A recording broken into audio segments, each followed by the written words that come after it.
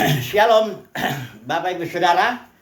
Kita meneruskan studi kristalisasi dan kita masuk ke dalam kitab yang baru. Kemarin kita sudah selesaikan kitab Yesaya. Sekarang kita masuk kepada kitab Yeremia. Ini Yeremia nabi yang barangkali ya nabi besar lah ya. Selain Yesaya, Yeremia ini. Dan Yeremia melayani cukup lama, 47 tahun. Dan Yeremia itu melayani, dia di masa ketika kerajaan Yehuda itu menuju kehancurannya. Ya, kalau kita lihat di sini dia kehancuran kerajaan daripada Sedekia atau kerajaan Yehuda itu tahun 586 sebelum Masehi. Nah, kurang lebih 627 itu sebelum Masehi itu Yeremia sudah melayani. Ada 4 raja di sini. Oh, ada 5 raja. Tapi yang raja yang lama-lama itu Yosia. Ini raja yang bagus ya. Yosia. Kemudian ada juga Yoyakim dan Sedekia. Ada juga diantaranya yang 3 bulan itu Yoyakin dan Yoahas ya. Jadi ada 5 raja dia melayani ya Yeremia ini. Dan Yeremia menubuatkan sampai bahkan kejatuhan Yerusalem. Mari kita baca dulu, coba dulu ya. Kita lihat di pasal 1. Yeremia. Inilah perkataan Yeremia bin Hilkia dari keturunan imam yang ada di Anatot di tanah Benyamin. Berarti Yeremia ini suku Lewi tentunya ya, karena dia imam, keturunan imam di Anatot di tanah Benyamin. Dan dikatakan di sini ayat 2, Yeremia melayani dalam zaman Yosia bin Amon, Raja Yehuda ya. Kemudian dia dikatakan ayat 3 juga sampai zaman Yoyakim ya, zaman Sedekia. Hanya 3 disebut raja di sini karena ini yang paling lama. Yang tadi kita lihat di sini Yoahas maupun Yoyakin itu tidak hanya 3 bulan, maka nggak disebut. Tapi sebenarnya ini dikatakan di sini Yeremia bernubuat itu sampai pembuangan pada bulan yang kelima zaman Sedekia. Bahkan ketika Yeremia sisanya orang itu lari ke Mesir, Yeremia ikut juga ke sana ya. Jadi Yeremia ini melayani 47 tahun dan hasilnya, kalau kita mau bilang itu hasilnya ya Israel dibuang atau Yehuda dibuang ya. Tidak ada secara kemuliaan manusianya tuh nggak ada dalam pelayanannya yang selama 47 tahun. Ya sama kalau lihat kemuliaan Yesus juga nggak ada. Secara lahiriah ya, kemuliaan secara lahiriah. Yesus melayani 3,5 tahun kurang lebih. Apa hasilnya? Ya hasilnya dia digantung di kayu salib ya. Kematian yang di zaman itu hanya budak-budak aja tuh yang mati di situ. Terlalu hina gitu ya. Kadang-kadang bisa 2-3 hari orang tergantung sih belum mati-mati ya. Ada juga yang sudah mati karena digebuk itu di cambuknya itu kan. Kita tahu itu ceritanya itu. Kalau sudah lihat film The Passion of the Christ itu, bagaimana orang dicambuk itu ya, dengan cambuk-cambuk besi ya ujungnya itu. Kemudian Yesus itu coba lihat ya, murid-muridnya semua meninggalkan dia. Ya ada Rasul Yohanes yang masih dia tunggu di kayu salib itu. Ya. Satu menyangkal itu si Petrus ya, nyangkal 3 kali. Yudas ya dia malah menjual Yesus itu dengan 30 keping perak ya. Orang banyak yang saya yakin itu banyak yang disembuhkan Yesus, yang mendapat mujizat 5 roti 2 ikan, semuanya berteriak salibkan dia, salibkan dia. Ini orang banyak karena dipengaruhi oleh orang Farisi ahli Taurat. Jadi kalau dilihat secara lahiriah, kematian Yesus itu sama sekali nggak ada kemuliaannya. Sama seperti Yeremia ini. 47 tahun dia melayani. Nah hasilnya ya Yehuda dibuang ke Babel. Ya. Dan beritanya daripada kitab Nabi Yeremia ini banyak para ahli menyebut Book of Judgment. Kitab penghakiman. Ya, karena memang banyak sekali pasal-pasal nanti kita belajar ya. Pasal-pasalnya itu yang menegur dosa Yehuda ya. Nah mari kita melihat dulu panggilan Yeremia ini lebih dalam lagi, kita lihat ya ayat 5. Katakan begini ya. Pasal 1 ya. Sebelum aku membentuk engkau dalam rahim ibumu, aku telah mengenal engkau. Dan sebelum engkau keluar dari kandungan, aku telah menguduskan engkau. Aku telah menetapkan engkau menjadi nabi bagi bangsa-bangsa. Nah, jadi Yeremia ini bukan hanya nabi bagi kerajaan Yehuda, tapi juga dia nabi bagi bangsa-bangsa. Itu sebabnya dari pasal 1 sampai pasal 45, ya.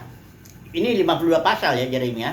Dari pasal 1 sampai pasal 45 itu nubuat suara kenabian kepada kerajaan Yehuda sampai kerajaan itu hancur ya. Kemudian dari pasal 46 sampai 51 itu nubuat Nabi Yeremia kepada bangsa-bangsa sekitarnya itu. Ya, nanti kita lihat juga itu.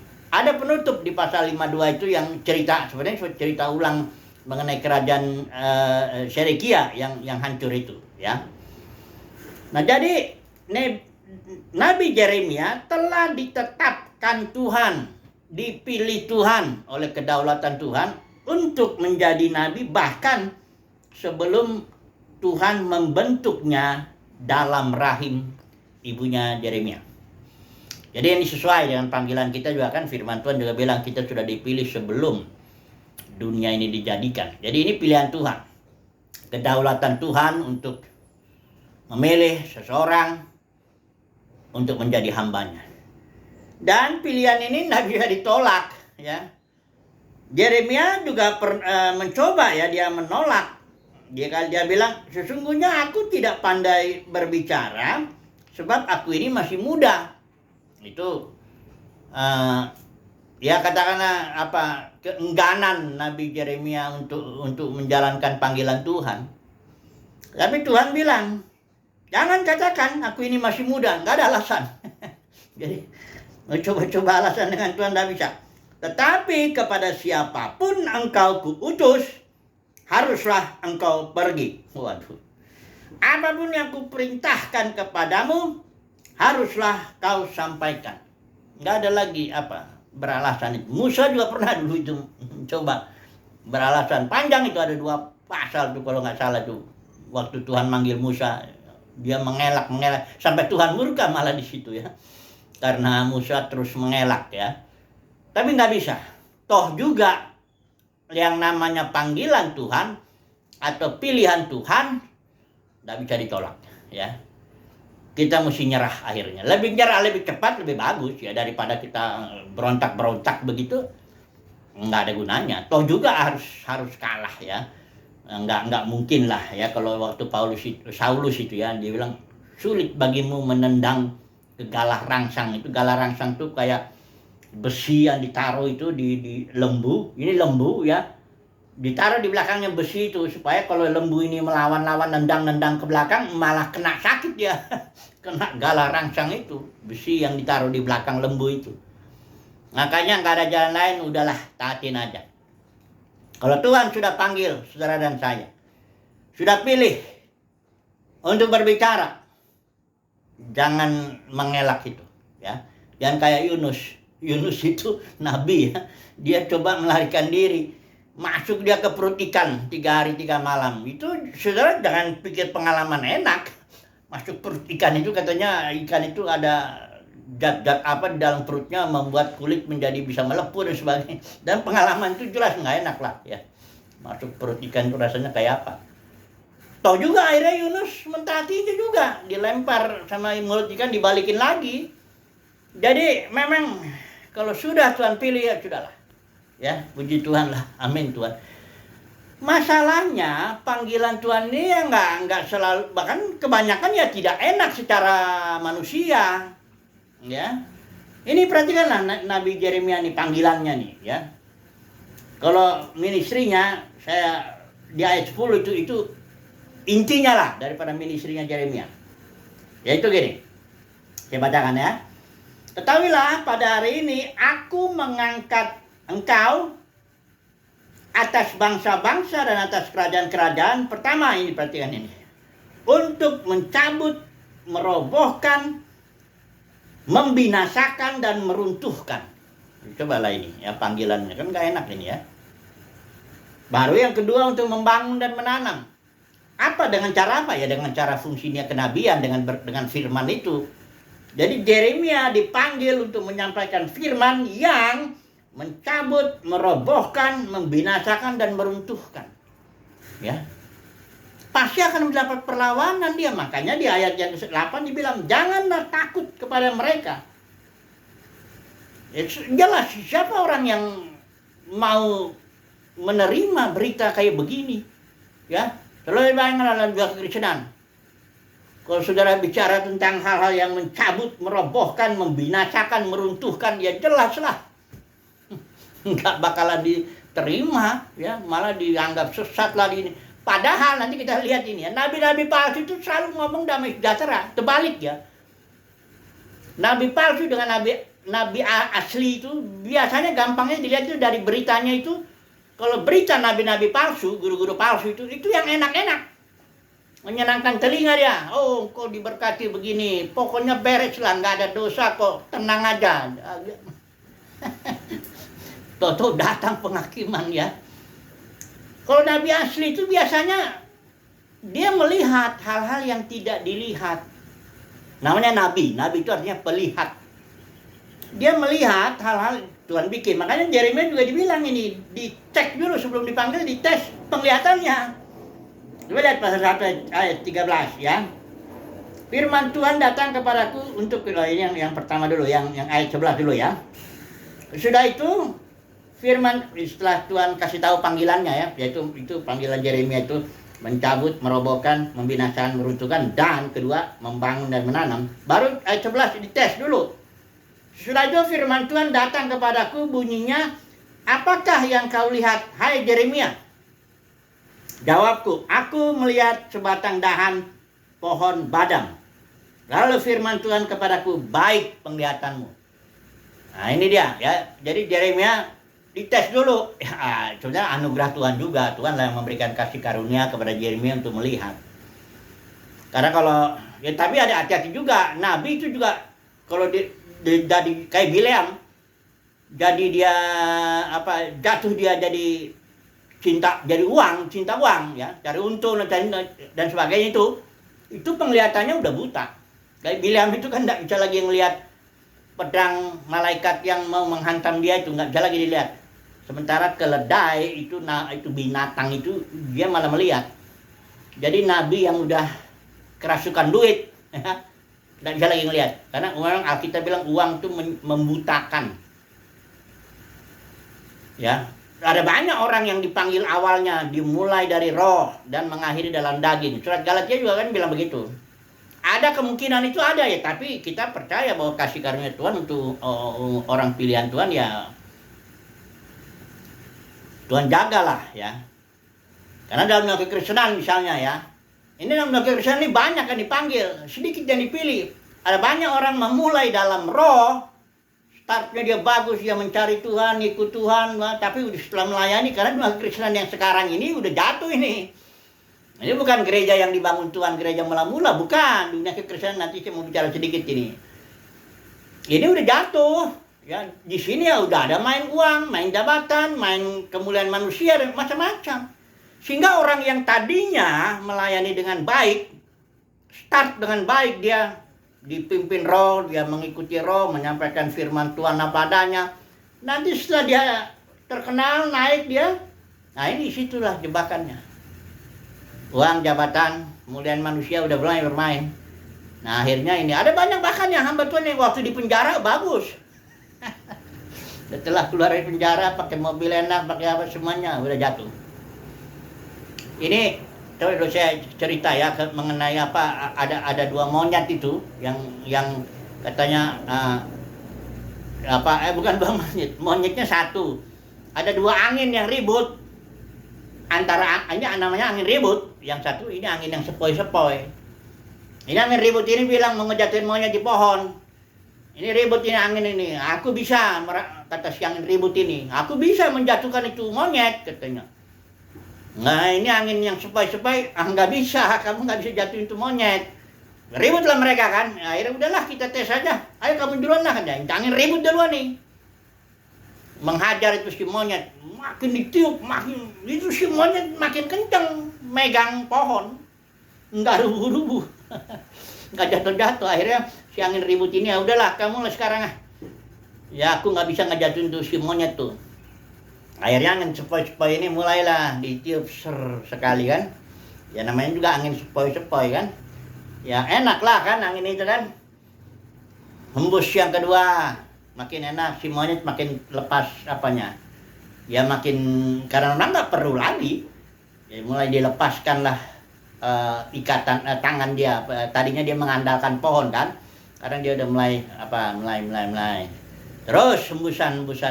Beberapa kali hembusan aja monyetnya jadi ngantuk. Ngantuklah si monyet ini, akhirnya jatuh. Ya. Begitulah dia, orang yang mulai dari roh, memang hidup ini harus ada tantangan Bapak Saudara. Hidup aman itu nggak bagus sebenarnya, nggak bagus. Memang semua orang nggak suka lah hidup dengan penuh tantangan begitu ya. Tapi itu sebenarnya baik untuk membuat kita tetap mengandalkan Tuhan, tetap berjaga-jaga, tetap berdoa, ya. Tapi kalau udah mulai enak, ini daging ini kayak monyet juga, kayak monyet juga itu. Kalau dikasih yang enak-enak, udah mulai. Bukan berarti yang enak-enak itu salah, enggak. Dagingnya ini yang salah. Kita menikmati berkat Tuhan, kalau memang Tuhan berikan yang enak, ya nggak apa-apa. Cuma masalahnya kedagingan kita ini kok harus kita jadi kadang-kadang lemah. Nah, roh memang penurut, dagingnya lemah. Ya, ini yang harus tapi jangan cari-cari kesusahan ya, nggak usah dicari lah kesusahan itu. Jalani aja kehendak Tuhan, itu pasti ada kesusahannya. Ikuti aja pimpinan Tuhan, jalanin aja panggilan Tuhan, pasti ada susahnya. Tapi kalau orang itu, makanya dalam hatinya harus ada minta kasih karunia Tuhan untuk rela menderita gitu loh. Bukan cari penderitaan ya, beda ya. Kalau orang cari, saya kira orang bodoh lah. Nggak mungkin lah orang gila lah yang cari penderitaan.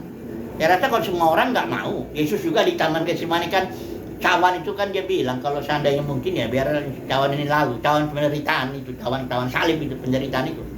Karena Yesus di Taman Getsemani bukan pilih penderitaan. Dia pilih kehendak Bapa ya. Jadi nggak ada orang yang mau cari penderitaan. Tapi setiap hamba Tuhan harus dibentuk hatinya untuk rela menderita. Makanya ini Yeremia ini dibilang jangan takut, aku menyertai engkau ya. Makanya salah satu sifat seorang nabi itu dia mesti pemberani. Pemberani dalam arti aku siap lah ya, mau apapun respon orang. Dan memang responnya pasti ditentang lah, karena beritanya kena nabi asli ya. Nabi asli beritanya selalu dia negor. Dia akan melihat hal-hal yang tidak dilihat. Kayak Yesus ya, datang ke bait suci. Dia melihat. Itu bait suci, kalau orang banyak pikir itu bait suci. Ya. Orang Farisi, ahli Taurat yang pemimpinnya Sanhedrin itu merasa itu bait suci. Orang-orang yang sedang motong domba, ya suku-suku Lewi yang sedang melakukan ini, ada money changer apa semua. Dia merasa sedang ibadah, sedang melakukan kehendak Tuhan. Yesus begitu datang, dia lihat itu bukan bait suci. Itu bukan rumah Bapakku. Kau jadikan rumah Bapakku menjadi sarang penyamun. Itu kata Yesus. Karena apa? Karena dia melihat. Itu persoalan. Dalam Kekristenan banyak orang bilang denominasi itu gereja katanya. Iya kan? Banyak orang nggak ada lagi ngebeda-bedain mana denominasi mana gereja. Pokoknya ini gereja yang namanya Presbyterian lah, Episkopal atau Reform lah atau Pentakosta, Karismatik. Itu gereja katanya. Enggak gitu. Ada sejarahnya mulai dari kenapa organisme ini pecah menjadi ribuan denominasi, itu ada sejarahnya. Saya udah sering sih ngomong begitu ya. Nanti kalau sepanjang perjalanan kita baca Yeremia barangkali saya ulang-ulang lagi tuh. Ya.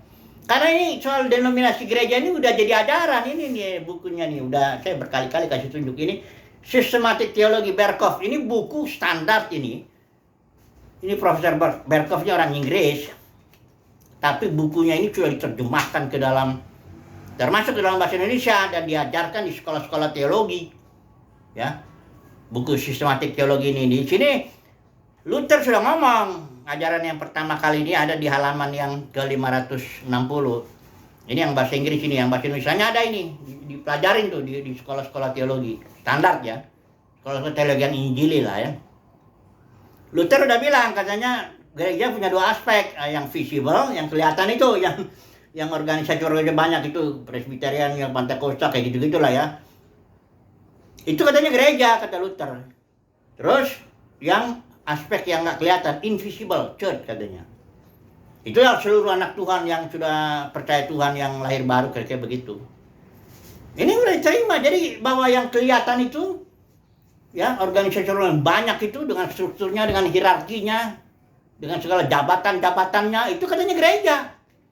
Padahal bukan. Gereja mula-mula itu organisme dipimpin oleh Roh. Nggak ada di situ hierarki. Hierarki itu baru datang karena ajaran Nikolaus. Kalau sudah lihat di Wahyu pasal 2 pasal 3, ya. Nggak ada perdagangan di gereja mula-mula, ya. Karena semuanya uang dikumpulin pun dibagi-bagi lagi untuk janda-janda, orang miskin. Nggak ada yang bangun gedung. Beda dengan yang sekarang. Para pemimpinnya nggak narik murid kepada diri mereka. Petrus, Paulus, apa semuanya Rasul Yohanes. Nggak ada yang narik murid kepada dirinya. Beda setelah Kisah para Rasul 20. Di situ Paulus peringatin. Aku tahu setelah aku pergi di antara kalian. Dia ngomong sama para penatua nih, para pemimpin gereja nih di Efesus. Tapi bicaranya di Miletus. Di antara kalian akan ada serangan serigala ganas.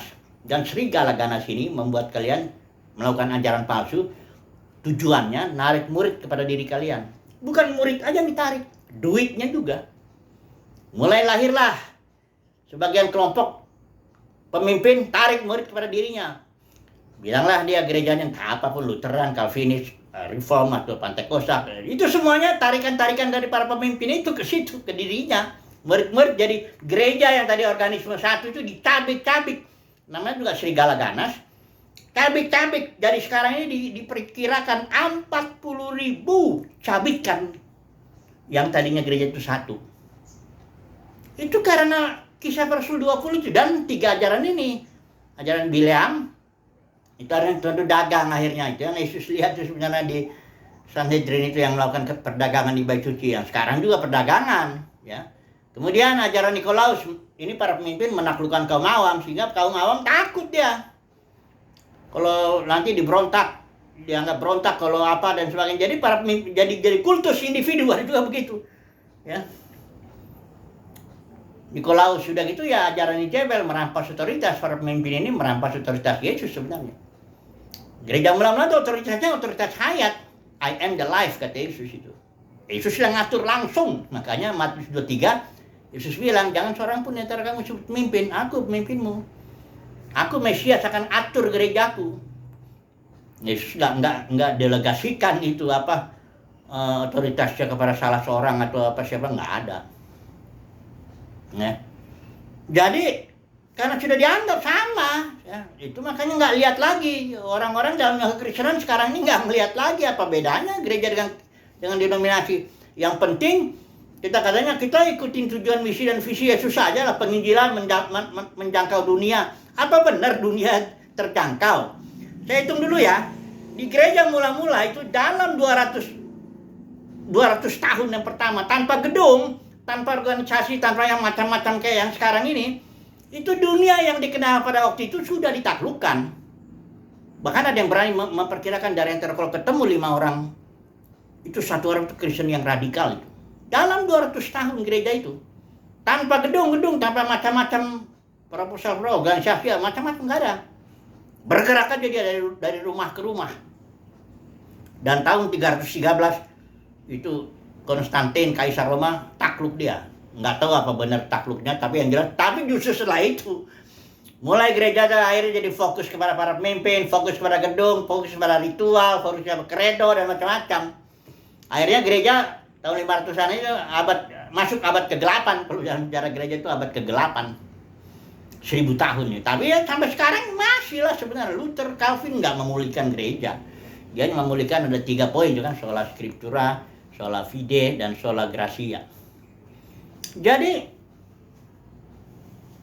ini persoalannya. Nabi Yeremia dia harus memberitakan berita yang sama sekali tidak menyenangkan kerajaan Yehuda pada zaman itu. Karena memang beritanya cabut, roboh. Malah setelah matanya dia melihat Yeremia ini dites, Ini dia beritanya nih, ayat 13. Ya, waktu dilihat sama Yeremia. Kau lihat apa Yeremia? Kata yang kedua kali. Apa yang kau lihat? Kata Tuhan. Terus Yeremia jawab, aku melihat sebuah periuk yang mendidih datangnya dari sebelah utara. Lalu firman Tuhan kepada ini tafsirannya. Dari utara akan mengamuk malapetaka menimpa segala penduduk negeri ini. Coba bayangkanlah itu. Dari utara itu ada kerajaan Babel itu periuk mendidih. Itu artinya mereka marah murka begitu mereka mau menyerang kerajaan Yehuda. Bahkan dikatakan segala penduduk negeri ini. Tuhan bilang, aku memanggil segala kaum kerajaan sebelah utara. Demikianlah firman Tuhan. Karena apa? Ini disebutnya alasannya. Ayat 16. Aku akan menjatuhkan hukumanku atas mereka, atas Israel kerajaan Yehuda ini, karena segala kejahatan mereka. Sebab mereka telah meninggalkan aku dengan membakar korban kepada Allah lain dan sujud menyembah kepada buatan tangannya sendiri. Nah ini. Inilah suara kenabian. Yeremia dipanggil. Kau bicara ya sama kerajaan Yehuda katanya. Intinya apa? Ya ini intinya. Kau katakanlah bahwa dari sebelah kerajaan utara itu akan datang seperti api periuk mendidih ini menghancurkan. Malah Yeremia suruh engkau harus menundukkan diri kepada disiplin Tuhan. Ini udah jatuh, keputusan sudah diputuskan oleh Tuhan. Karena ini kerajaan Yehuda sudah kejahatan, sudah meninggalkan Tuhan, bakar korban kepada Allah lain, sujud menyembah dan sebagainya. Nah kalau saya bilang dunia kekristenan, ini berita yang nggak menyenangkan ini. Coba lihat di Wahyu pasal 17-18 itu. Penghakiman akan datang kepada dunia kekristenan ini. Coba kalau berita ini, jadi saya baca nih ya. Ini udah sering ini, tapi saya ulang dulu sebelum saya ambil kesimpulan barangkali ini ya. Akan datang penghakiman kepada dunia kekristenan ini. Apa itu? Perhatikan dulu ini ya. Saya nggak sedang bernubuat, saya sedang ngasih tahu aja apa yang tertulis di dalam Alkitab ini. Pasal 17 ya. Perhatikan ini. Rasul Yohanes dikasih penglihatan. Mari ke sini, aku akan menunjukkan kepadamu putusan. Artinya keputusan sudah jatuh. Sama siapa? Kepada siapa? Atas pelacur besar. Kalau perempuan, ya pelacur itu perempuan kan. Kalau perempuan itu di Alkitab selalu simbol gereja. Ya. Hanya bedanya di kitab Wahyu ini perempuannya ada dua. Ada yang di Wahyu pasal 12 yang melahirkan putra-putra Elohim. Dan Wahyu yang di pasal 17 ini yang dibilang pelacur. Pelacur itu sudah tahu ya, bisa nerima semua benih dari laki-laki tuh kalau pelacur. Jadi kalau gereja dibilang gereja pelacur, itu artinya gereja itu terima firman Tuhan, tapi juga terima benih-benih lain, ajaran-ajaran palsu semuanya masuk ke situ. Kayak asbak itu segala jenis rokok masuk situ. Pelacur. Terus sudah gitu, pelacur ini dikasih simbol. Ayat 5. Pada dahi pelacur ini, gereja pelacur ini, tertulis suatu nama. Babel besar. Nah, Babel itu siapa? Ini semuanya simbol. Mari kita lihat di sini, nggak usah kita cari-cari Babel itu apa yang nggak usah. Ini ada di sini kok. Ayat 18, pasal 17. Dan perempuan yang telah kau lihat itu perempuan itu adalah kota besar. Big city. Nah, kota besar ini apa? Di sini juga ada penjelasannya. Wahyu pasal 18 ayat yang kedua. Sudah rubuh di penghakiman ini. Babel kota besar. Jadi perempuan itu adalah kota besar. Kota besar itu adalah Babel. Berarti perempuan adalah Babel. Dan terkena penghakiman. Babel akan runtuh. Makanya pasal 18 ayat 4 ada perintah kepada umat pilihan Tuhan. Pergilah kamu hai umatku, pergilah daripadanya supaya kamu jangan mengambil bagian dari dosa-dosanya. Ini bagi dunia kekristenan itulah dia. Babel itu. Apa sih Babel itu? Babel itu suatu kota pemerintahan manusia yang dibangun oleh Nimrod awalnya. Ya. Jadi artinya kalau Babel itu gereja yang kemasukan sistem pemerintahan manusia. Saya udah banyak sih bicara mengenai yang melihatlah ya bahwa dunia kekristenan itu Babel. Kenapa? Karena kemasukan sistem pemerintahan manusia. Manusia ngatur di situ. Hierarki masuk, ya. Kalau sudah hierarki masuk itu udah otoritas hayat digeser. Ganti dengan otoritas. Tuh, saudara tahu kalau otoritas komando, garis komando itu. Otoritas manusia masuk situ. Itulah makanya campuran, Babel itu campuran. Jadi otoritas dunia kekristenan ada otoritas hayat, ada juga otoritas manusiawi, ya udah campuran. Belacur, makanya dibilang. Itu yang akan terkena penghakiman itu. Kalau saudara baca Wahyu 17-18 sudah jelas itu. Nah, berita kayak gini tuh nggak akan diterima. Saudara baca. Makanya umat pilihan Tuhan pasti tersingkir dari, memang diminta keluarlah kamu dari situ. Ya, karena nanti cepat atau lambat ketika Tuhan Yesus datang, penghakiman itu datang. Kalau sekarang belum. Matius 7:21-23 Yesus belum terserang sekarang, dibiarkan aja. Tapi bukan berarti nggak dihakimi nanti. Kayak gini lah Yeremia melayani ke kerajaan Yehuda. Nggak langsung 47 tahun lah, ya lama juga. Ditunggu tes di ujungnya benar juga akhirnya terjadi. Karena Nabi Yeremia menyampaikan firman Tuhan kan. Ini Alkitab ini kalau saudara percaya tulisan diilhamkan Tuhan, dia firman Tuhan juga. Oke lah ya, kesimpulannya. Namanya panggilan Tuhan, pilihan Tuhan, kita nggak bisa ngelak. Apapun yang Tuhan suruh sampaikan, sampaikanlah. Walaupun berita itu tidak menyenangkan. Haleluya. Amin.